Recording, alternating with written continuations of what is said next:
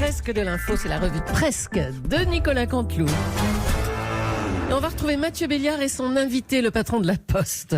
Oui, le patron, bonjour, Philippe Val, vous êtes directeur, patron de la Poste. Il y a eu des réductions de services avec 3 jours par semaine seulement et des réductions d'effectifs. Pourquoi cette mise en place, Philippe Val, de réduction d'effectifs ? Ce n'est pas J'en étais sûr. une réduction d'effectifs. Nous avons mis en place un socle de service. Socle de service, point. Avec des prestations sociales et une volonté de service. Les postiers se sentent, oui, protégés alors qu'ils ne le sont pas. Mais ils ont l'impression de l'être protégés par un masque. Il faut être précis sur la bouche et des gants sur toutes leurs mains. Il faut être carré et précis. Il y a 250 000 postiers. Les facteurs continuent le service, même à vélo. Ce sont des moteurs de l'activité économique avec deux éléments technologiques de pointe que la NASA nous envie, Colissimo et Chronopost. Il va pas arriver votre Chronopost, Nicolas. Ne me coupez pas. Oui, j'ai choisi la Poste parce que je suis très bon à l'écrit, mais très mauvais à l'oral. J'ai inventé un concept. Certains chantent faux, moi, je parle faux. C'est une innovation de la Poste. Voilà. Et je vous dis au revoir. Oh, on l'aurait bien gardé encore. Tiens. Allez, Mathieu. Vous restez là, Mathieu. On vous écoute Oui. pour l'actualité. Oui, bonjour Sergi, bienvenue sur Europe 1. Le garage reste ouvert, même le jeudi.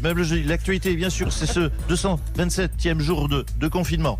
On va voir des looks de Cro-Magnon dans peu de temps, quand on va sortir. Là, Ça y est. les gamins marchent sur leurs cheveux, les coiffeurs vont faire fortune, c'est une certitude. Il faut investir dans les salons de coiffure. L'actualité, c'est aussi les festivals. Les festivals de musique de cet été qui vont être annulés, qui s'annulent d'ailleurs les uns après les autres. Le Hellfest, le festival de heavy metal par exemple, a annoncé son annulation. Ouais. Voilà, on se met un petit peu dans l'ambiance. En même temps, bon, ne pas se laver pendant plusieurs jours, boire de l'alcool dès 10h du matin et se laisser pousser des cheveux, ça on le fait tous pendant le confinement. On était déjà tous des métalleux, des fans du heavy metal, sans le savoir, on l'est déjà. À vous, Julie. Merci, Mathieu. Allez, Bruno Le Maire, le ministre de l'économie, l'a annoncé. La France est en récession et le PIB du pays connaîtra sa pire chute depuis la Deuxième Guerre mondiale. Bonjour, Bruno Le Maire.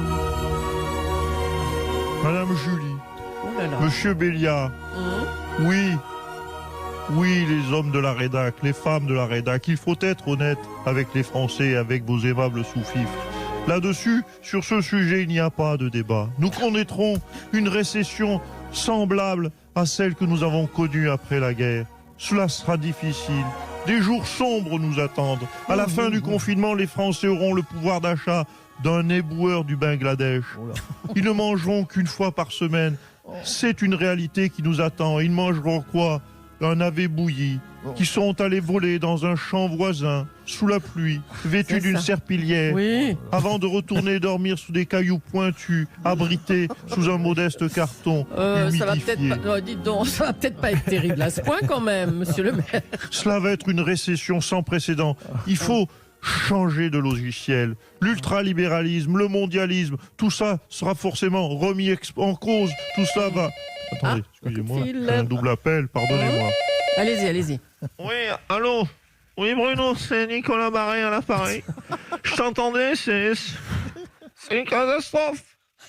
Le capitalisme ne marche plus, on s'est planté. L'ultra-capitalisme, C'est une connerie, toute ma vie a été bâtie sur un mensonge. Je suis dégoûté, j'ai juste envie de me bourrer la gueule au shampoing. Calme-toi, Nicolas, tu es excessif, là. Ce n'est qu'une crise, allons. Le système est juste un peu bousculé, voilà, un peu bousculé. Ne fais pas des choses que tu pourrais regretter, allons. Non mais tu mens, Bruno, on a tout faux. On a eu tout faux, la mondialisation, c'était n'importe quoi. Tu sais quoi, j'ai cramé mes posters de Jean-Pierre Gaillard. Dis donc. Et Angela, elle nous a menti, Angela.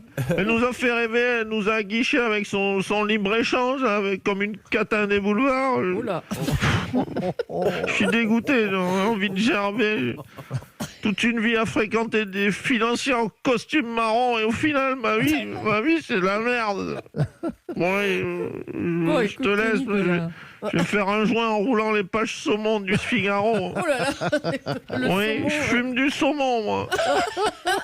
Et je vais zoner chez moi en caleçon Snoopy, j'ai plus goût à rien. Mon pauvre Nicolas, allez, bon courage et à bientôt quand même. Hein. Arnaud Montebourg est avec nous maintenant. Monsieur Montebourg, vous étiez en une de Libération hier avec des mots très durs. Vous disiez l'austérité se paye aujourd'hui en mort dans nos hôpitaux. Ouais. Salut la Julie. Salut la Julie, salut Mathieu, salut Lolo Cabral, salut toute la clique. Eh oui, c'est dramatique, tu sais. Des fois, c'est dur de constater qu'on a été visionnaire. Il y a des jours où on aurait aimé ne pas avoir raison, tu sais, on se dit ah non, c'est horrible que tu sois aussi clairvoyant, aussi intelligent, seul, au milieu des imbéciles. Carrément, oui. Tu sais quand quand j'étais avec tous les cons du gouvernement Hollande et que je prêchais dans le désert, j'aurais tellement, ma Juju, aimé avoir eu tort. Ouais, c'est ça. C'est vrai que le localisme, le souverainisme, les discours contre l'austérité et la mondialisation, c'était votre positionnement politique. Ça. Bah oui, tu fais bien de le rappeler. Et à l'époque, tu te souviens, on s'est payé ma tête. Aujourd'hui, coupe de Libé. Non. Et attends la suite. Je sais que j'ai des demandes pour Le Monde, Télérama, Pomme d'Api, Cabrol, France Football. Ah oui. Non, à l'époque, on m'a rionné, mais bon, vous pouviez pas savoir, j'étais trop complexe pour vous. Ça doit être ça, ouais. Bah oui, je suis un peu la Roselyne Bachelot de la gauche, tu vois. C'est aussi pour ça que je suis parti bosser dans le miel. Le retour à la nature, tu vois, je l'ai senti. Je l'ai eu avant tout le monde, cette impulsion, tu vois. Cet instinct. Ben oui, les ventes de miel explosent justement. Certaines entreprises communiquent sur plus 50% par rapport à mars 2019 et plus 150% en Italie. C'est dingue. Ah oui, je suis désolé là aussi. J'ai eu raison avant tout le monde. Moi, je vous le dis, investissez dans ma mémère. Mémère, tu te souviens. Ah oui, c'est votre marque de glace, ça. La marque de glace, la mémère. Vous allez tous vous payer la mémère une fois dans votre vie. Je peux vous faire un prix, Béillard. Pour profiter de ma mémère. T'as tort, mon Mathieu, ça a rapporté gros, la mémère. Merci Arnaud Montebourg. Le gouvernement réfléchit à l'idée du tracking, c'est-à-dire, vous le savez, tracer les Français avec leur téléphone pour savoir où ils sont en temps réel. Bonjour. Oh là là. C'est Dominique le romantique. Alors, bonjour Monsieur Strauss-Kahn. Comment ça va d'ailleurs votre confinement, dites-nous? Écoutez, c'est très gentil de vous soucier de mon sort. Écoutez, ça va, je fais beaucoup de choses, j'en profite pour lire, faire un peu de yoga, des choses qu'on ne fait jamais, oui, lire, faire un peu de yoga, faire l'amour à ma femme. Toutes ces choses qu'on n'a pas le temps de faire habituellement. Il faut respecter les mesures de confinement. Oui. Tenez, je vous entendais parler du paiement sans contact ce matin, c'est bien. Mais c'est vrai que s'il n'y a pas de contact, en général, il est inutile de payer. Alors, dites-moi, au sujet des mesures pour le confinement, est-ce que vous êtes pour le port du masque? Écoutez, le masque sur les yeux, c'est indispensable pour préserver un certain anonymat, même si on est souvent dans la pénombre. Ah, vous parlez de vos soirées, là, oui. Oui, pour parler de quoi? Oui, non, mais allez-y. Ouais. Oui, vous savez, je reste très pudique, c'est vrai. Moi, je vous parlais du masque sur la bouche, moi, pas sur les yeux. Oui, alors ça, c'est idiot. Le masque sur la bouche, c'est une idiotie. Ça pète les soirées, un masque sur la bouche. Alors, ce tracking qui permet de savoir où sont les Français, qu'est-ce que vous en pensez, vous? Écoutez, c'est une mesure qui peut protéger la population, je l'approuve. Bah, encore faut-il que ça marche. Hein. On va essayer avec vous, tiens. On peut essayer avec l'assistant Google d'Europe 1. Hein. Attendez.